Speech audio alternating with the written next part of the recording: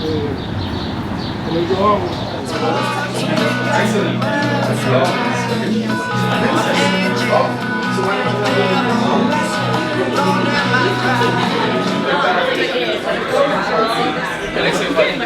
I'm here at the 11th Street Bar at LFCNY, one of the main Liverpool supporters clubs in New York. The main supporters club The premier Liverpool supporters club in New York. I'm here with Justin Wells, chairperson LFCNY. And what's going on today? We've got John Barnes in the house. Talk about Liverpool legends who are, the biggest on one hand. He gets on that hand. Got the 6 already? Oh yes. And on the back? Wow. 540. 540. John Barnes, 10 minutes late. Are you hoping to get an autograph?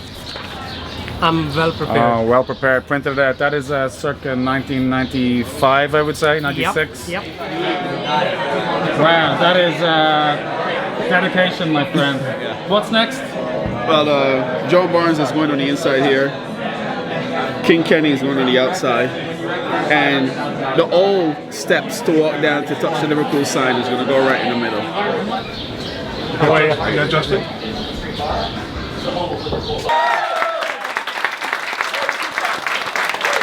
Obviously, you're good at maths here, I can tell. I don't care if it's in the East Village, I know you're better than the West Village. You look at what we've done in the league and losing one game and getting 97 points, which is an incredible season. Barcelona at home, no Salah, no Firmino. There's no way we're going to come back. Had we lost or drawn or not come through, we would have gone, we didn't have Salah and Firmino. But no, because those players who come in, Origi, regardless of what we feel about them, they know the demands on a Liverpool player to give 100%, to follow the manager's instruction, to go to war with that manager. And Jurgen epitomizes what it is to be a Liverpool fan, the passion that he shows. Because listen, there's no right or wrong way.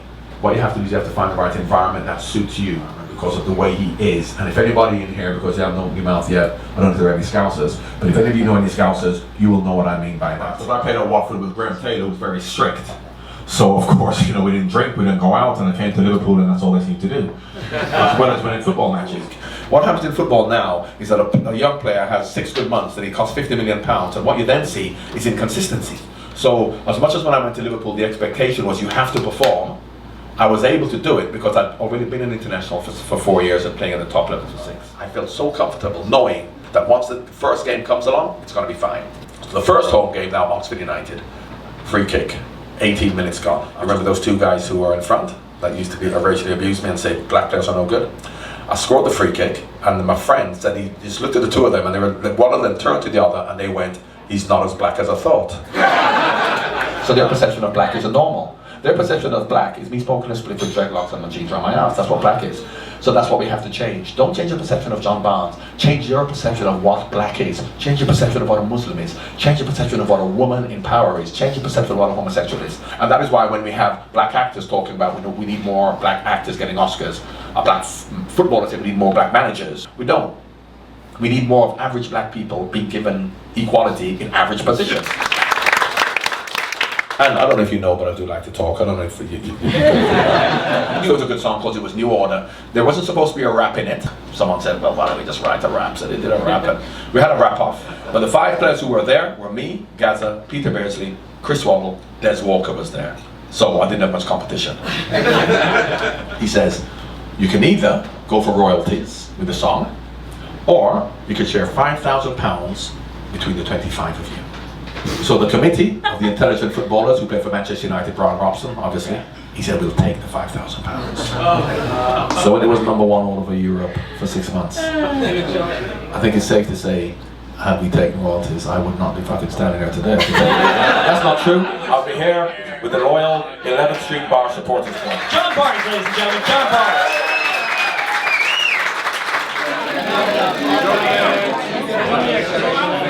My wife found me from Galway.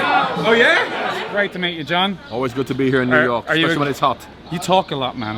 Well, yeah, I'm from Jamaica, we all talk a lot. Unbelievable. The interviewer there who was interviewing on stage, I think he asked you one question and then you were away. That's the best way, that's what interviewers like. When was the first time you came to New York? Do you remember? First time I came to New York was 1974.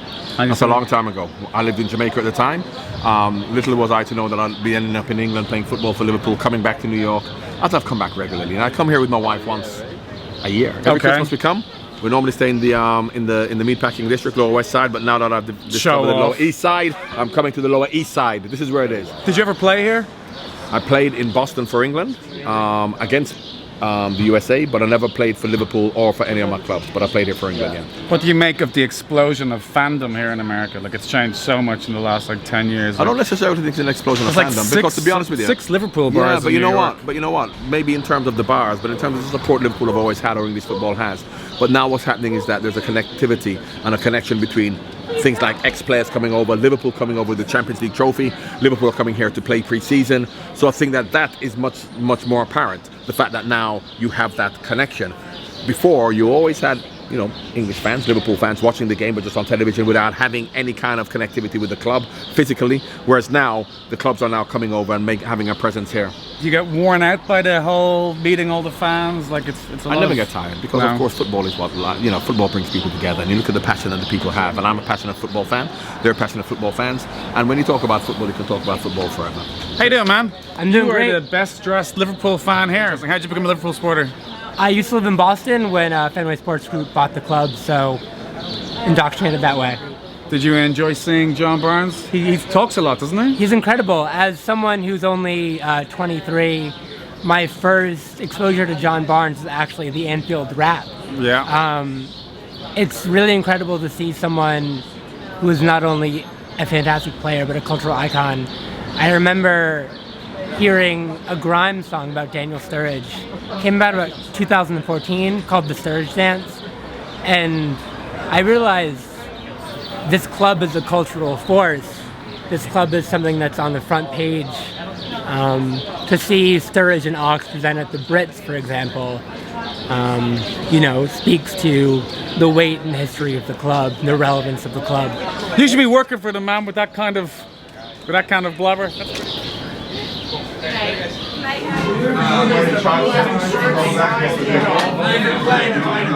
But I tried, you know, I looked up the dates.